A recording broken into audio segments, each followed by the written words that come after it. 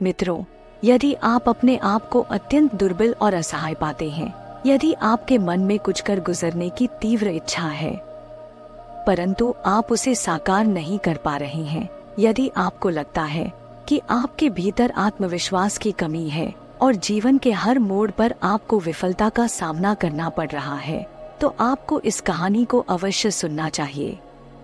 यह कहानी न केवल आपको सफलता की दिशा में अग्रसर करेगी, बल्कि आपके भीतर के आत्मविश्वास को भी जगाएगी। आप जानते हैं कि इस विशाल संसार में कुछ बड़ा हासिल करने और कुछ बड़ा बनने के लिए हमारे आत्मविश्वास का दृढ़ और विशाल होना अत्यंत आवश्यक है।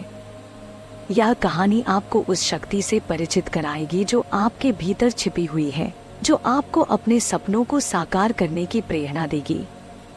यह आपको उस अदम्य साहस से अवगत कराएगी जो आपको अपने डरों का सामना करने और उन्हें पार करने की ताकत देगी। इस कहानी में आपको वे जीवन के सूत्र मिलेंगे जो आपको अपने आत्मविश्वास को मजबूती देने में सहायता करेंगे। यह कहानी आपको बताएगी कि कैसे आप अपने आत्मविश्वास को बढ़ाकर अपने जीवन में असीमित सफलता प्राप्त कर सकते हैं। तो चलिए बिना किसी विलंब के उस प्रेरक और सत्य कहानी की ओर बढ़ें और अपने जीवन को एक नई दिशा दें। बहुत पहले निरंजना नदी के तट पर बसे एक ग्राम में हेमंत नामक एक युवक निवास करता था। आपको बता दें कि निरंजना नदी के समीप ही वह प्राचीन वट वृक्ष स्थित है, जहां बैठकर महात्मा बुद्ध को गहन ज्ञान की प्राप्ति हुई थी। उस युग में ज्ञान की शिक्षा आश्रमों में दी जाती थी और वही शिक्षाएं आज भी हमारे लिए प्रासंगिक हैं। हेमंत का बाल्यकाल सुखमय बीता और समय के साथ वह युवा हो गया। कहा जाता है कि जब जिम्मेदारियों का भार हमारे कंधों पर आता है, तब हमारी असली परीक्षा शुरू होती है। बचपन में जब माता पिता का संरक्षण होता है, तो हमें जीवन की कठिनाइयों का एहसास नहीं होता, लेकिन जब हमें स्वयं कमाने की जिम्मेदारी उठानी पड़ती है, तब हमारे संघर्ष और साहस की असली पहचान होती है। हेमंत भी अब बड़ा हो चुका था और आजीविका अर्जित करने योग्य हो गया था। वर्षा ऋतु का समय था, पवन तीव्रता से बह रही थी और आकाश से ओले भी गिर रहे थे। पवन इतनी शक्तिशाली थी कि प्रतीत हो रहा था कि स्वयं देवता भी इस धरती पर अपनी उपस्थिति दर्ज करा रहे हों। गांव के लोग अपने घरों में दुबके हुए थे और हेमंत भी अपने छोटे से कुटिया में आश्रय लिए हुए था। उसके मन में अनेक विचार उमड़ रहे थे, जीवन के उद्देश्य के बारे में, अपने सपनों के भविष्य के बारे में और उसके अंदर छिपे आत्मविश्वास के बारे में, जिसे उसने अभी तक नहीं पहचाना था। उस वर्षा ऋतु में जब प्रकृति अपने पूरे उफान पर थी, आकाश से बरसते ओले और तेज हवाएं जैसे किसी तूफान का आगमन सूचित कर रही थी। हवा का वेग इतना प्रचंड था कि मानो यह धरती से सब कुछ उखाड़कर अपने साथ ले जाने को आतुर हो। हेमंत के घर में 2 बैल थे जो उनके खेती बाड़ी के कार्यों का आधार थे, लेकिन उस भीषण आंधी और वर्षा में वे बैल भीगते जा रहे थे। हेमंत की माताजी जब उन बैलों को बारिश से बचाने के लिए बाहर निकली तो फिसलकर गिर पड़ी और उनकी कमर में गंभीर चोट आई। उस दुर्घटना के बाद वे कभी भी पूरी तरह से चल फिर नहीं पाईं। उनके उपचार में जमा पूंजी का बड़ा हिस्सा खर्च हो गया, फिर भी उनकी हालत में कोई खास सुधार नहीं हुआ। समय के साथ हेमंत की मां अधिकतर समय बिस्तर पर ही बिताने लगी। हेमंत, जो अब तक खेती बाड़ी में ही व्यस्त रहता था, उसे अब अपने परिवार के लिए आय का नया स्रोत खोजना था। उसे नौकरी और कामकाज की तलाश में घर से दूर जाना पड़ा, क्योंकि अब उसे और उसके परिवार को आर्थिक सहारे की सख्त जरूरत थी। उसके मन में एक ही विचार था, अपनी मां के लिए बेहतर जीवन और उनके इलाज के लिए पर्याप्त धनराशि जुटाना। इस तरह हेमंत ने अपने जीवन की नई दिशा की ओर कदम बढ़ाया, जहां उसके संघर्ष और आत्मविश्वास की असली परीक्षा होनी थी। हेमंत ने अपनी मां की देखभाल के लिए और घर की आर्थिक स्थिति को संभालने के लिए नौकरी की तलाश में घर से बाहर कदम रखा। जो थोड़े पैसे उसके पास थे, वे जल्दी ही खर्च हो गए। उसे कई जगहों पर काम तो मिला, लेकिन उसके काम करने के तरीके से उसके मालिक अप्रसन्न हो जाते और उसे नौकरी से निकाल देते। यही व्यवहार हर जगह दोहराया जाता। वह कहीं भी दीर्घकालिक रूप से टिक नहीं पाता, क्योंकि उसने कभी भी किसी काम को ठीक से सीखा नहीं था। हेमंत को यह एहसास हो गया कि उसमें कुछ कमी है, जिसकी वजह से वह हर जगह से निकाला जा रहा है। उसे एक ऐसे गुरु की आवश्यकता थी जो उसे सही मार्ग दिखा सके, क्योंकि जीवन के इस मोड़ पर अगर सही दिशा मिल जाए तो व्यक्ति की जिंदगी संवर सकती है। ये वे कठिन समय होते हैं जब एक सही मार्गदर्शक की भूमिका अमूल्य होती है। उस विकट समय में जब प्रत्येक कदम पर सावधानी बरतने की आवश्यकता होती है, हेमंत निराशा और परेशानी के भाव से भरा एक बगीचे में बैठा था। उसी समय कुछ बौद्ध भिक्षु अपने भिक्षा पात्रों के साथ गांव से लौटते हुए और आश्रम की ओर जाते दिखाई दिए। हेमंत ने जब उन्हें देखा तो वह उनके पीछे पीछे चल पड़ा और आश्रम तक पहुंच गया। आश्रम के बच्चों ने जब हेमंत को देखा तो उन्होंने उसे चोर समझ लिया और शोर मचाने लगे कि आश्रम में चोर आ गया है। कुछ बच्चों ने उसे पकड़ लिया और आश्रम के अंदर ले आए। हेमंत ने हाथ जोड़कर सभी से विनती की और कहा, हे महान आत्माओं, मैं कोई चोर नहीं हूँ। मैं जीवन की कठिनाइयों से हारा हुआ एक व्यक्ति हूँ। मेरी जिंदगी में अब कुछ नहीं बचा है। मेरी माँ है जिनकी कमर टूट गई है और वह बिस्तर पर पड़ी रहती हैं।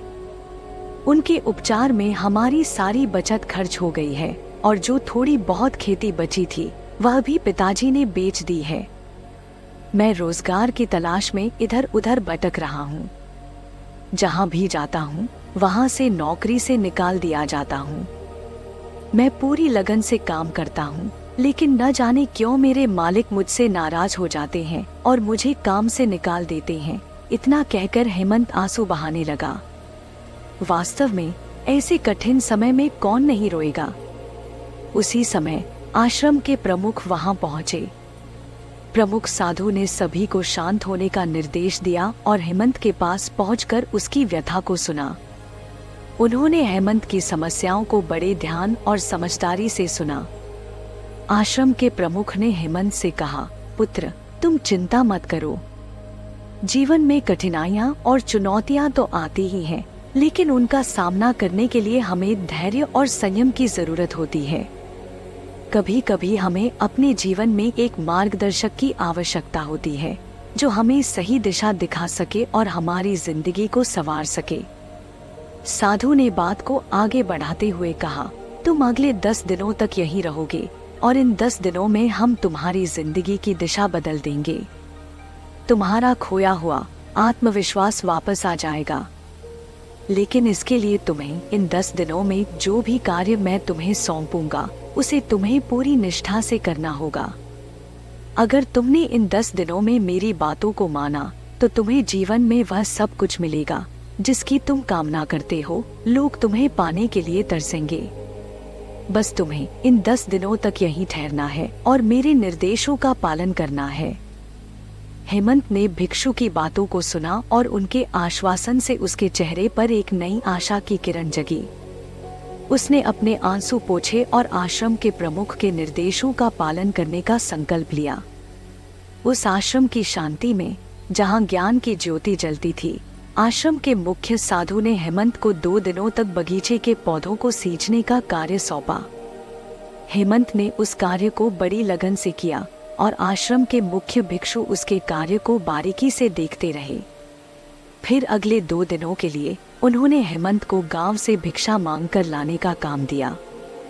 हेमंत ने वह काम भी पूरी निष्ठा से किया। इस प्रकार 5 दिनों तक बौद्ध भिक्षु हेमंत के कार्यों को देखते रहे, उसकी कार्यशैली का आकलन करते रहे और उसके काम में क्या कमियां हैं इस पर विचार करते रहे। हेमंत को इस बात का आभास भी नहीं था कि आश्रम के मुख्य भिक्षु उसकी हर गतिविधि पर नजर रखे हुए हैं। 5वें दिन की संध्या को मुख्य भिक्षु ने हेमंत से कहा कि अगले दिन सुबह नदी में स्नान करने के बाद उनके पास आ जाए। उन्होंने आश्वासन दिया कि अब वे उसे कहीं और नहीं भेजेंगे। हेमंत ने उस रात आश्रम में विश्राम किया और सुबह उठकर नदी की ओर गया। नदी में स्नान करने के बाद वह वापस आश्रम पहुंचा और मुख्य भिक्षु को प्रणाम कर उनके पास बैठ गया। उस आश्रम के वातावरण में, जहां शांति और ज्ञान की बयार बहती थी, आश्रम के वरिष्ठ गुरु ने हेमंत को अपने निकट बुलाया। उन्होंने हेमंत के कार्यों को ध्यान से देखा और उसकी चिंताओं को समझा। गुरु ने हेमंत से कहा, बेटा, तुम निराश न हो। तुमने जो छोटे छोटे काम सीखे हैं वे तुम्हें जीवन में बहुत दूर तक ले जाएंगे। बड़े कामों को करने के लिए पहले छोटे कामों में महारत हासिल करना जरूरी है। यह समझना महत्वपूर्ण है कि बड़े लक्ष्यों को प्राप्त करने के लिए छोटी छोटी सफलताओं पर ध्यान देना आवश्यक है। यदि तुम बिना अनुभव के बड़े कामों की ओर बढ़ोगे तो तुम उन्हें सही ढंग से नहीं कर पाओगे। इसीलिए तुम जहां भी गए, तुम्हें बड़े कामों की तलाश थी, जबकि तुम्हें छोटे काम करने की कला नहीं आती थी। और जब तुम छोटे काम नहीं कर पाते तो बड़े कामों को कैसे संभालोगे? यही कारण था कि लोग तुम्हें अपने घरों से और काम से निकाल देते थे। साधु ने आगे कहा, अब मैं तुम्हें कुछ ऐसे उपाय बताऊंगा जो तुम्हारी कमियों को दूर करेंगे और तुम्हारे आत्मविश्वास को बढ़ाएंगे। पहला उपाय यह है कि तुम छोटे कामों से शुरुआत करो और उन्हें पूरा करने का लक्ष्य बनाओ। जब तुम छोटे कामों में सफल हो जाओगे तो तुम्हारा आत्मबल भी बढ़ेगा और तुम बड़े कामों के लिए तैयार हो जाओगे। हेमंत ने वरिष्ठ भिक्षु की बातों को ध्यान से सुना और उनके शब्दों में छिपी हुई ज्ञान की गहराई को महसूस किया। उसे एहसास हुआ कि जीवन में सफलता के लिए धैर्य और क्रमिक प्रगति की जरूरत होती है। भिक्षु ने हेमंत को अपने समीप बुलाया। उन्होंने हेमंत के अब तक के प्रयासों को सराहा और उसे आगे की राह दिखाई। उन्होंने कहा, बेटा, जीवन में जब तुम हर छोटे कार्य पर ध्यान दोगे, हर छोटी बात को महत्व दोगे और अपनी हर छोटी गलती से सीखोगे तो तुम्हारा आत्मविश्वास अपने आप बढ़ने लगेगा। और जब तुम छोटे कामों में माहिर हो जाओगे तो तुम्हारे भीतर का आत्मबल भी बढ़ेगा, जो तुम्हें बड़े लक्ष्यों की ओर ले जाएगा। यही आत्मविश्वास तुम्हें बड़े कामों को भी सहजता से करने की क्षमता देगा। फिर वे आगे बोले, आत्मविश्वास को बढ़ाने के लिए दूसरा तरीका यह है कि जीवन में आत्मविश्वास को बढ़ाने के लिए निरंतर अभ्यास की महत्ता को समझना चाहिए। मान लीजिए, यदि आपको शस्त्र कला में दक्षता हासिल करनी है तो सर्वप्रथम आपको इस कला के बारे में गहन ज्ञान अर्जित करना चाहिए। जब आपको तलवार और इसकी विधा की पूर्ण समझ हो जाए तब आप इसके अभ्यास में जुट जाएं। जैसे जैसे आप इसमें निपुणता प्राप्त करेंगे, आपका आत्मविश्वास स्वाभाविक रूप से बढ़ता जाएगा। आपका यह आत्मविश्वास आपको यह विश्वास दिलाएगा कि आप यह कार्य कुशलता से कर सकते हैं। इस प्रकार, यदि आप अपने जीवन में आत्मविश्वास को बढ़ाना चाहते हैं और सफलता की ऊंचाइयों को छूना चाहते हैं, तो अभ्यास की निरंतरता अत्यंत आवश्यक है। यह अभ्यास ही आपको उस कार्य में माहिर बनाएगा और आपके आत्मविश्वास को नई ऊंचाइयों तक ले जाएगा। जब तुम किसी कार्य में निपुण हो जाओगे तो तुम्हारा आत्मविश्वास स्वतः ही बढ़ेगा। यह आत्मविश्वास तुम्हें यह विश्वास दिलाएगा कि तुम यह कार्य कुशलता से कर सकते हो। इसलिए यदि तुम अपने जीवन में आत्मविश्वास को बढ़ाना चाहते हो और सफलता प्राप्त करना चाहते हो तो अभ्यास की निरंतरता अत्यंत आवश्यक है। यह अभ्यास ही तुम्हारी कमजोरियों को दूर करेगा और तुम्हें एक योग्य योद्धा बनाएगा। फिर उन्होंने आगे कहा, अपने आप को पहचानो तथा अपनी ताकत और कमजोरियों को जानो। यदि तुम अपनी कमजोरियों को जानते हो तो तुम उन्हें दूर करने के लिए कार्य कर सकते हो, और यदि तुम अपनी ताकत को जानते हो तो तुम उसे और भी मजबूत कर सकते हो। मान लो तुम्हें राजा की सेना में भर्ती होना है और तुमने युद्ध कला का अभ्यास नहीं किया है, तो तुम्हारा प्रतिद्वंदी तुम्हें पराजित कर सकता है। लेकिन यदि तुम अपनी कमजोरियों को जानते हो और उन पर काम करते हो तो तुम उसे कभी मौका नहीं दोगे।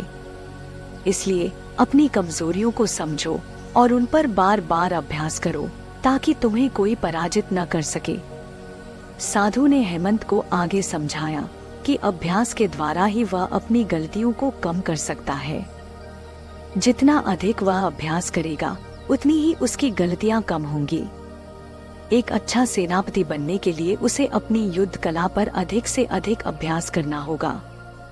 साधु ने उसे बताया कि अपनी कमजोरियों को जानने और उन पर काम करने से ही वह अपने विरोधियों को पराजित कर सकेगा।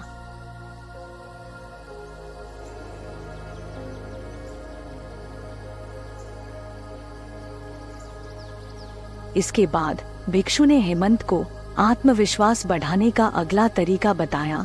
तुमने अभ्यास करना और अपनी कमजोरियों को जानना सीख लिया है, लेकिन यदि तुम्हारा अपने ऊपर नियंत्रण नहीं है तो इन सब का कोई मतलब नहीं है। इसलिए अपने आप को नियंत्रित करने के लिए सबसे पहले अपने मन को शांत करो। उन्होंने हेमंत को ध्यान और समाधि की तकनीकें सिखाईं, जिससे वह अपने मन को नियंत्रित कर सके और अपने आत्मविश्वास को और भी मजबूत कर सके। गुरु ने हेमंत को समझाया कि अपनी कमजोरियों को न जानने के कारण ही व्यक्ति की विफलताओं का सिलसिला शुरू होता है। उन्होंने कहा, अपनी कमजोरियों को पहचानने की कोशिश करो और जब तुम उन्हें जान जाओगे तो तुम्हें कोई भी पराजित नहीं कर सकेगा। गुरु ने आगे बताया कि अभ्यास करने के बाद और अपनी कमजोरियों को जानने के बाद भी यदि तुम्हारा स्वयं पर नियंत्रण नहीं है तो ये सब व्यर्थ है। इसलिए अपने आप को नियंत्रण में लाने के लिए सबसे पहले अपने मन को नियंत्रित करो, उसे शांत करो। स्वास्थ्य हमारे जीवन का आधार है और इसकी देखभाल करना हमारी प्राथमिकता होनी चाहिए। इस उद्देश्य के लिए नियमित योगाभ्यास और शारीरिक व्यायाम अत्यंत आवश्यक हैं। योग के विभिन्न आसनों का अभ्यास करने से हमारा शरीर लचीला और स्वस्थ बनता है। इसके अलावा ध्यान की मुद्रा में बैठकर मन की एकाग्रता बढ़ाने का प्रयास करें। जब हमारा शरीर तंदुरुस्त और मन प्रसन्न होता है, तब हमारे विचार भी सकारात्मक और उत्पादक होते हैं। योगासन न केवल हमारे शरीर को बलवान बनाते हैं, बल्कि हमारे मन को भी शांति प्रदान करते हैं। जब हमारा मन शांत होता है, तो हमारी सोचने समझने की क्षमता में वृद्धि होती है, जिससे हम अपने कार्यों को और अधिक कुशलता से कर पाते हैं। इसलिए योग और ध्यान को अपने दैनिक जीवन का एक अभिन्न अंग बनाना चाहिए। योगासनों का अभ्यास करते समय हमें अपने श्वास पर भी ध्यान देना चाहिए, क्योंकि श्वास हमारे जीवन की ऊर्जा है। प्राणायाम जैसे श्वास संबंधी अभ्यास हमारे शरीर और मन को और भी अधिक ऊर्जावान बनाते हैं। इस प्रकार योग और प्राणायाम का संयोजन हमें एक स्वस्थ और संतुलित जीवन जीने में सहायता करता है। अंततः योग और ध्यान के माध्यम से हम न केवल अपने शरीर को स्वस्थ रख सकते हैं, बल्कि हमारे मन को भी शांति और स्थिरता प्रदान कर सकते हैं। इससे हमारे जीवन में सकारात्मकता और उत्साह का संचार होता है, जो हमें हर कार्य में सफलता की ओर ले जाता है। गुरु ने अपने शिष्य हेमंत को कुछ महत्वपूर्ण सिद्धांत सिखाए, जिन्हें अगर वह अपने जीवन में उतार लिया तो उसकी प्रगति के मार्ग में कोई बाधा नहीं आ सकती। गुरु ने हेमंत को बताया कि आत्मविश्वास ही सफलता की कुंजी है। उन्होंने हेमंत से कहा कि वह उनके साथ 15 दिन और बिताए तथा उनके द्वारा बताए गए अभ्यासों को करे, ताकि वह राजा के दरबार में जाने के लिए तैयार हो सके। 15 दिनों के बाद गुरु ने हेमंत को राजा के पास भेजा। राजा ने हेमंत की कार्यशैली और उसके द्वारा किए गए कार्यों को देखकर उसे अपनी सेना का नायक बना दिया। हेमंत का जीवन इसके बाद बहुत ही सुखमय हो गया। गुरु का मानना था कि अगर कोई भी व्यक्ति इन सिद्धांतों को अपनाए तो वह भी अपने आत्मविश्वास को बढ़ा सकता है और जीवन में कोई भी लक्ष्य प्राप्त कर सकता है। इस कहानी से हमें यह भी सीखने को मिलता है कि जीवन में आगे बढ़ने के लिए हमें अपने आत्मविश्वास को बढ़ाना चाहिए और अपने लक्ष्यों की ओर निरंतर प्रयास करते रहना चाहिए। जब हमारा आत्मविश्वास मजबूत होता है तो हम किसी भी चुनौती का सामना कर सकते हैं और अपने सपनों को साकार कर सकते हैं। अंत में हेमंत की तरह हम सभी को भी अपने जीवन में उन सिद्धांतों को अपनाना चाहिए जो हमें सफलता की ओर ले जाते हैं और हमें एक सुखद और संतोषजनक जीवन जीने में मदद करते हैं। मित्रों, आशा है कि इस कहानी से आपको प्रेरणा मिली होगी और आप भी इन सिद्धांतों को अपने जीवन में उतारने का प्रयास करेंगे। अगर आपको यह कहानी पसंद आई हो तो कृपया इसे लाइक और शेयर करें और हमारे चैनल को सब्सक्राइब करना न भूलें। आपकी प्रतिक्रियाएं हमें और अधिक ऐसी कहानियां लाने के लिए प्रेरित करती हैं। कमेंट में अपने विचार जरूर शेयर करें, हमें आपके कमेंट्स का इंतजार रहेगा।